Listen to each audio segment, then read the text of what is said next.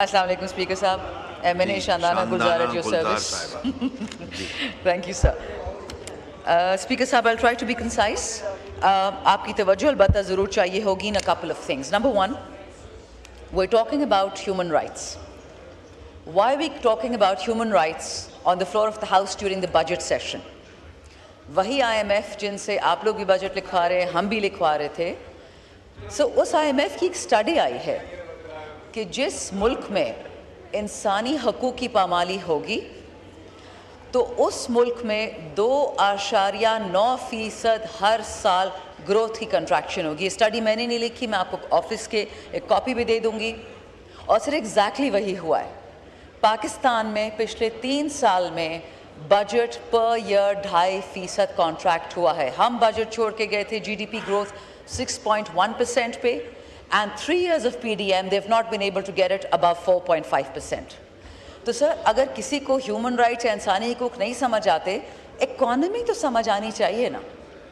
Second point, ये जो हम कट मोशंस करें, हमारी कोई ज़्यादा दुश्मनी नहीं है ह्यूमन राइट्स डिवीज़न से, लेकिन ह्यूमन राइट्स डिवीज़न का एक काम था कि वो बोल तो सकते हैं ना, खर्चा नहीं कर सकते, अनयूटिलाइज्ड फंड्स पड़े हुए हैं।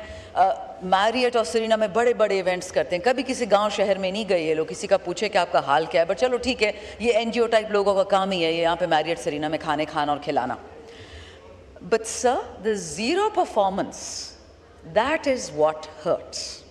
Late me give a couple of practical examples. Number one, ये तारिक फजल चौधरी साहब से भी मैं बात कर चुकी हूँ और दानियाल चौधरी से भी मैं बात कर चुकी हूँ। जिस किस्म का पंजाब के और इस्लामाबाद के थानों में KP से आने वाले लोगों का PTI के सर, वो तो बाद में आती है ना, रेशियल प्रोफाइलिंग की गई। पंजाब वाले वर्कर को भी डाल दिया गया, पीपल्स पार्टी के वर्कर को भी डाल दिया गया। 10 लोग हैं। मैंने उस दिन भी अपनी बजट स्पीच में कहा था कि जी पठान है मारो, वो कहते जी इमरान खान तो कभी वोट ही नहीं दिया। ये इन थानों में हो रहा है sir, and we are paying for this. Why? जी ऊपर से ऑर्डर आता है। ऊपर कौन है? आपको भी पता है, मुझे भी पता है। फेडरल गवर्नमेंट है, मरियम नवाज की गवर्नमेंट है, and this is what we are paying for sir, to torture workers.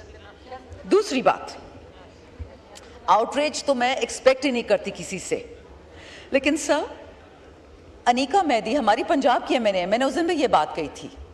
उसके हलके में एक खातून गैंग रेप होती है, 3 लोग उसके खावन के सामने उसको गैंग रेप करते हैं।